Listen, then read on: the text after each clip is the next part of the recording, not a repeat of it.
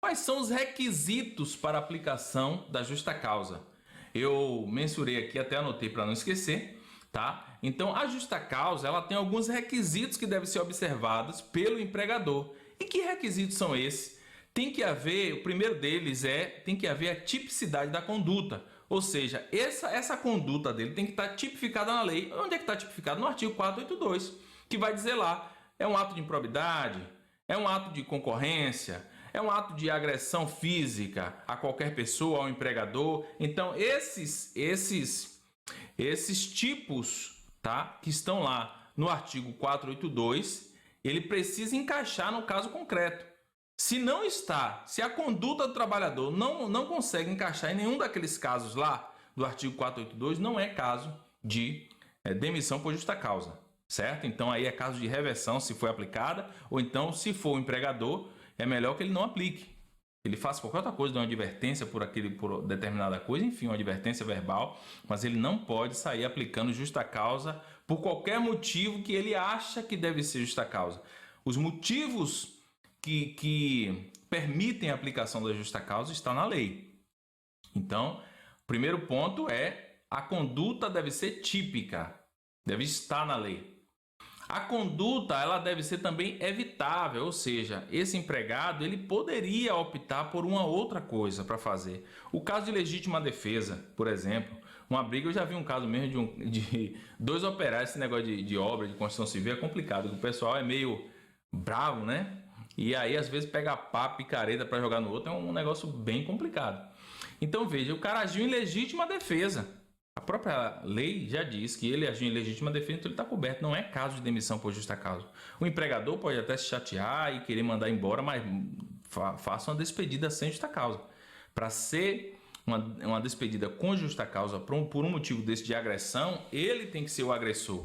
Tá? Então, se ele está se defendendo legitimamente, não é caso de se aplicar. Então essa conduta ela deve ser evitável, até mesmo a legítima defesa, porque a legítima defesa ela tem alguns limites, né? Então até cessar a agressão, ele está em legítima defesa.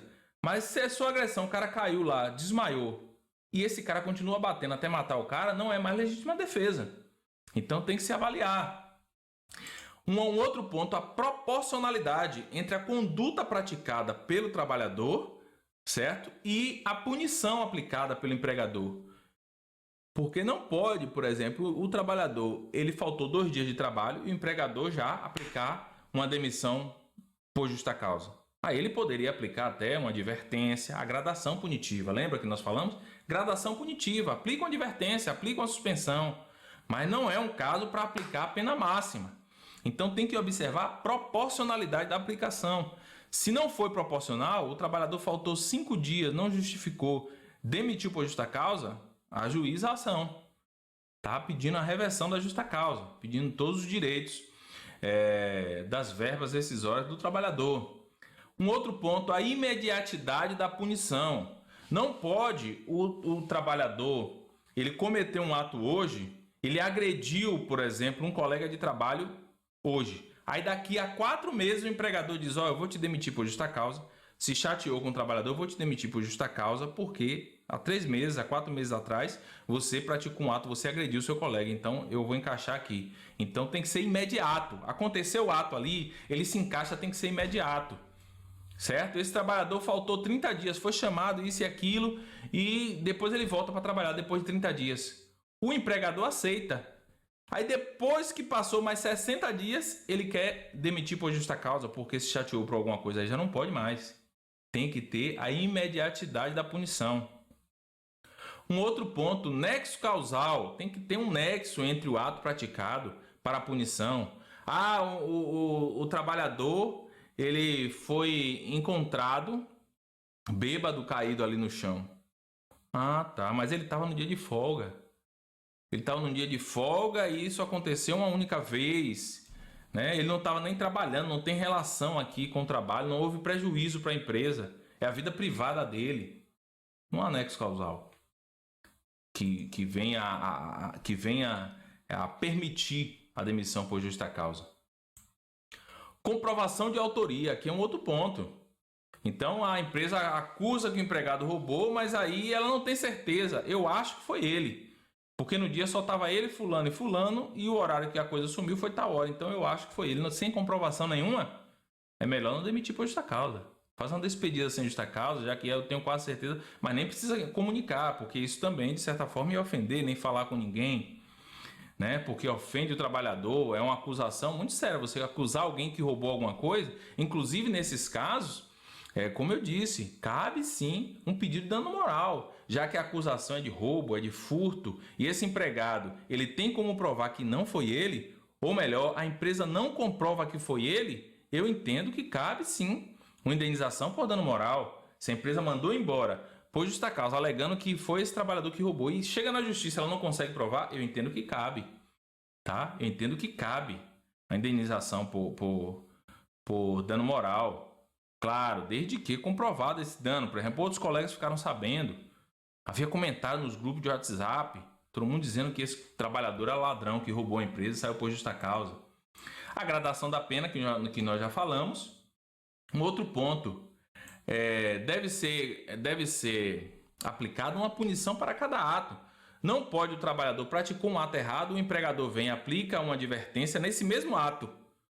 Nesse mesmo ato, atrasou 2 dias, então tá, toma aqui, assine a advertência, eu vou te dar uma suspensão e quando você retornar, eu vou aplicar a justa causa. Não pode, para poder dizer que fez a gradação punitiva, não pode. É uma punição para cada ato. Se já deu advertência, não cabe mais aplicar suspensão, não cabe aplicar justa causa. Deu advertência, está dada advertência. E por último, a análise do histórico daquele empregado deve ser feita. Às vezes o cara está passando por um momento difícil, teve ali praticou um ato que foi equivocado, claro, mas olha, esse empregado ele foi por várias vezes considerado o empregado do mês. Ele foi premiado pela própria empresa, a foto dele ficou lá na frente da empresa. E depois de 5 anos, sem nenhum comunicado, nenhuma reclamação de cliente ou de colega ou de superior hierárquico, aí vai e aplica uma justa causa, não cabe, tá certo? Tem que olhar a análise histórica desse trabalhador, é importante. Então, assim, a reversão da justa causa, ela vai ocorrer sempre que for desrespeitado o que determina o artigo 482, tá bom? Nós, vez ou outra, temos casos de reversão de justa causa. Uma coisa importante a te dizer, você, colega advogado, que na justa causa, nessas ações de reversão da justa causa, é importante dizer que o ônus da prova é da empresa, tá? Então, a princípio, você não deve se preocupar em fazer prova, porque quem tem que provar que o trabalhador foi o errado, que o trabalhador cometeu isso ou aquilo, é a empresa que tem que ter isso documentado. Então, na audiência, se esse trabalhador ele tem testemunha, beleza, você leva e diz stand-by. Inclusive, na hora que for ouvir essa testemunha, se o juiz pedir para que você, advogado do trabalhador, chame sua testemunha, peça para ele reverter, porque se o ônus da prova é da reclamada, se a reclamada não tem testemunha, ou então se ela tem testemunha, você pode ouvir, de repente, o que foi dito lá. For bom para o seu processo, você nem ouve sua testemunha. Tá certo? Então, sendo o ônus da prova da reclamada, a reclamada é que tem que levar essas provas aos autos, seja a prova documental, seja a prova testemunhal. Se ela não leva, paulada. Entendeu? Então, é importante você saber disso, você saber como aplicar. Por exemplo, eu já tive um caso aqui uma vez mesmo que essa cliente, ela exercia um cargo de gerente em uma dessas empresas de fast food e em determinado dia bateu lá o PROCON fazendo a fiscalização e chegou lá e encontrou pão vencido de 3 ou 4 dias. Aí o que foi que a empresa fez? Demitiu ela e mais 2 pessoas que estavam abaixo dela. Só que o seguinte, a empresa tinha várias reclamações dela, que na verdade ela não era nem gerente, ela não tinha cargo de confiança, a empresa fazia parecer que tinha, mas não tinha.